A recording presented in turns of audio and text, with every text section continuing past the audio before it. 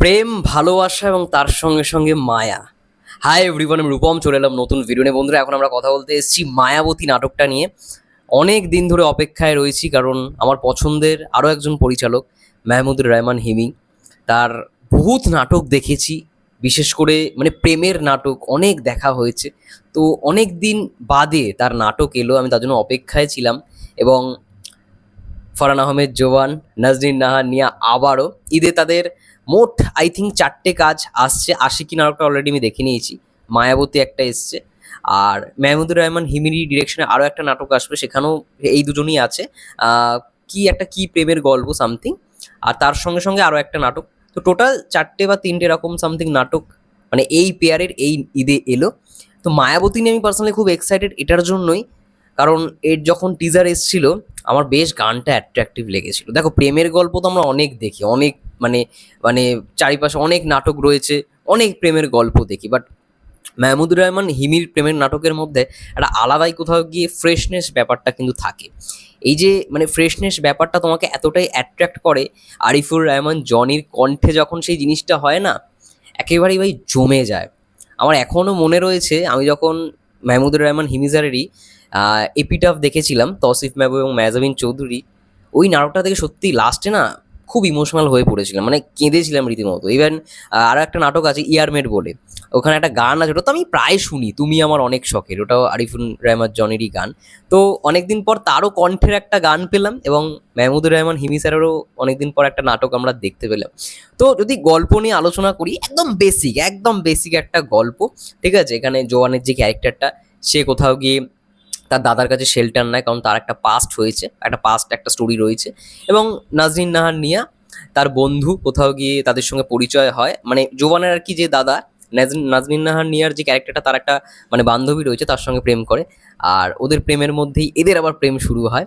তো আলটিমেট বাকিটা দেখার জন্য তোমাদেরই পুরো নাটকটা দেখতে হবে। আলটিমেট আমি আই থিঙ্ক আমার যারা যারা নাটকের রিভিউগুলো দেখে, সবাই যারা দেখে নেয় নাটকগুলো, তারপরেই তোমরা নাটকগুলোর রিভিউটা দেখো, এটাই হওয়াটা উচিত। ভালো লাগে বেশ, নাটক দেখার পর রিভিউটা শুনলে দেখবে জিনিসটা খুব প্রপার জিনিসটা তোমাদেরও দেখতে ভাল লাগবে। তো এই নাটকটার মধ্যে অবশ্যই প্লাস পয়েন্ট আমার কোথাও গিয়ে মনে হয় ফারহান আহমেদ জোবান, তো অবশ্যই ফারহান আহমেদ জোবান আর নাজনীন নাহার নিয়ার এদের কেমিস্ট্রিটা এতটাই ভালো। আমি প্রত্যেকটা নাটকের মধ্যেই দেখেছি ওরা না প্রপার ভালো রকমভাবে, ওদের মধ্যে বোঝাপড়াটা খুব ভালো রয়েছে, এটুখানি আমি বুঝতে পেরেছি ওদের মধ্যে। এই যে রোম্যান্টিজম আমরা অনেক নাটকই দেখি, বাট ফারহান আহমেদ জোয়ানের সঙ্গে রিসেন্টলি নাজনীন নাহার নিয়ে যেরকম কেমিস্ট্রি বা যে নাটকগুলো দেখেছি, একটা ভালো কিন্তু বিষয় রয়েছে ওদের মধ্যে, কেমিস্ট্রিটা ভাই জমে যায়, এটা মানতেই হবে। একটা দৃশ্য রয়েছে, তোমরা দেখবে নাটকটার মধ্যে, যে ফারহান আহমেদ জোবান নাজনীন নাহানিয়াকে ফোন করেছে, ঠিক আছে? তো ও চুপ করে রয়েছে, জোবানের ক্যারেক্টারটা চুপ করে রয়েছে, আর ওপাশ থেকে নিহা বলছে হ্যালো হ্যালো হ্যালো, তারপরে বলছে যে এতদিন লাগলো ফোন করতে। জাস্ট ওই মুহূর্তটায় এক্সপ্রেশনটা দেখো, বিশেষ করে ফারহান আহমেদ জোবানের জাস্ট এক্সপ্রেশনটা দেখো ভাই। সত্যি খুব ভালো একজন অভিনেতা, এটা নিয়ে কোনো মানে দ্বিধা নেই। ঠিক আছে, খুব ভালো অভিনেতা। আর অপরদিকে নাজনীন নাহার নিয়েও জাস্ট ফাটিয়ে দেয় কিছু কিছু দৃশ্যে, ইমোশনাল মুহূর্তগুলো ও ফাটিয়ে দেয়। এবং আরও একটা পোর্শন রয়েছে যেখানে দেখবে যে মানে এটা অতটাও ভালো করে তোমরা এখন নাটকটা দেখবে হয়তো অনেকে বুঝতে পারবে না, বাট তারা যখন পরবর্তীকালে একসঙ্গে দেখা করে, তখন যখন বলে যে আমি এই জায়গায় অপেক্ষা করছিলাম তোমার জন্য, আবার ফারহান আহমেদ জোয়ান বলে আমি লেকের ধারে অপেক্ষা করছিলাম। এটা বেশ আমি নাটকটা যখন দেখছি তখন বুঝতে পারছি যে ওরা যখন একে অপরের সম্পর্কে জানে, তারপরেও কিন্তু ওরা ওদের যেখানে দেখা করার জায়গা সেখানে এসে দাঁড়িয়েছে। বাট ওটা পরে যখন তোমরা শুনবে তখন ভাবে আচ্ছা হ্যাঁ, এটা তো ও ওর জায়গায় এসছিল, আবার এও ওর জায়গায় এসছিল। আমরা হয়তো ভাববো যে ওরা হয়তো একে অপরের সঙ্গে কথা বলবে না, তার জন্যই দূরে সরে গেছে, এরকম একটা বিষয়। এই জিনিসটা আমার বেশ ভালো লেগেছে। এবং গানটা বাস, ভালোবাসি তোমায়, ভালোবাসি তোমায় মায়াবতী, তোমায় আমি ভালোবাসি। আমার দারুণ লাগে আরিফুর রহমান জনির গান। ওফ, না না না না, না না না না, না না না না, না না না না না, না না না না না, না না না না না, দেখো এক আকাশে স্বপ্নীল, তুমি এসে ঘুরে বেড়াও, কি গান হয়েছিল ইয়ারমেট নাটকটার মধ্যে! আমি তো লাস্ট মুহূর্তে মানে ফারহানের যে ক্যারেক্টারটা, জোবানের যে ক্যারেক্টারটা, আমার দারুণ লেগেছিল। এবং মাহমুদুর রহমান হিমির অনেক নাটক রয়েছে, বিশেষ করে প্রথম দিকে আফরান নিশোকিনুরের অনেক নাটক রয়েছে। নাটকগুলো আমার না সত্যি খুব ভালো লাগে।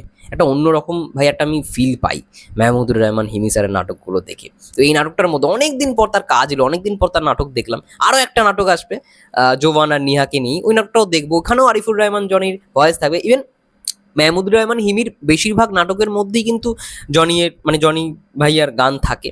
গানগুলো আমার সত্যি অসাধারণ লাগে। হতে পারে পথের শুরু, ওই সন্ধি নাটকটা, সন্ধি গানটা, ওটাও আমার বেশ ভালো লাগে। লুপে চলে এই গানগুলো, আমার সবসময় লুপে লুপে চলে। এই স্পটিফাইতে আমার জাস্ট লিস্টিং করা রয়েছে, আরিফুর রহমান জলিকে লাইক করা রয়েছে, ঠিক আছে? দারুণ। মানে মেহমুদুর রহমান হিমির সব থেকে বড় প্লাস পয়েন্ট তার নাটকের মধ্যে একটা সুন্দর গান অ্যাড করা, ঠিক আছে? এই নাটকটার মতো আমি বিভিন্ন জায়গায় লক্ষ্য করলাম, বেশ ভালো বিজিএম হয়েছে। ও আরও একটা জিনিস, এখানে বেশ বেশ ভালো ভালো মানে ক্লোজ শট রয়েছে।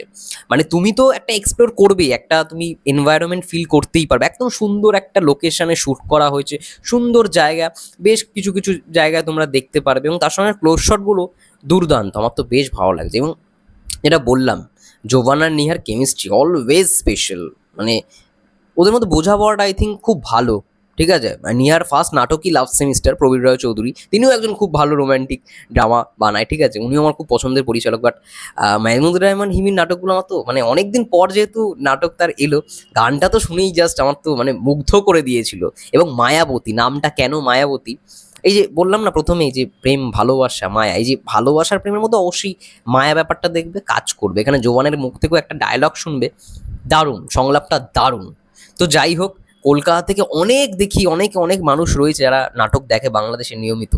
তো আমি তাদের মধ্যে হচ্ছে অন্যতম। ভাই আমি নাটকের বলতে পারো পোকা, মানে নাটক আমাকে দেখতে হয়। আমি প্রতিদিন দুপুরে খাওয়ার সময়ও নাটক দেখি, ঠিক আছে?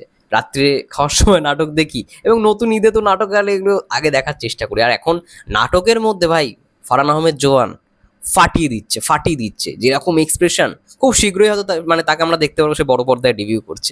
খুব শীঘ্রই এমনটা হওয়াটা উচিত, হবে, আমার বিশ্বাস হবে। যাই হোক, খুব ভালো লাগলো। একটা সিম্পল গল্পের মধ্যে বেশ একটা ভালো প্রেজেন্টেশন, এক্সিকিউশন ওয়াইজ খুব ভালো একটা নাটক। আমি অবশ্যই তোমাদের রিকমেন্ড করবো নাটকটা দেখার জন্য। আই থিঙ্ক অনেকে দেখেই নিয়েছে, আর যারা যারা দেখো না অবশ্যই দেখে নিতে পারো মায়াপতি। এই নাটকটা কিন্তু 10 তারিখ আসার কথা ছিল, তার জন্য আমি হচ্ছিলাম, একটু বেশি বাড়াবাড়ি করছিলাম যে কবে আসবে কবে আসবে কবে আসবে। বাট আলটিমেট নাটকটা আজকে 12 তারিখে এলো, দুদিন লেট। যাই হোক, তোমাদের কি মন্তব্য নাটকটা নিয়ে অবশ্যই কমেন্ট করে জানো। ততক্ষণের জন্য সবাই ভালো থেকো, সুস্থ থেকো, টেক কেয়ার।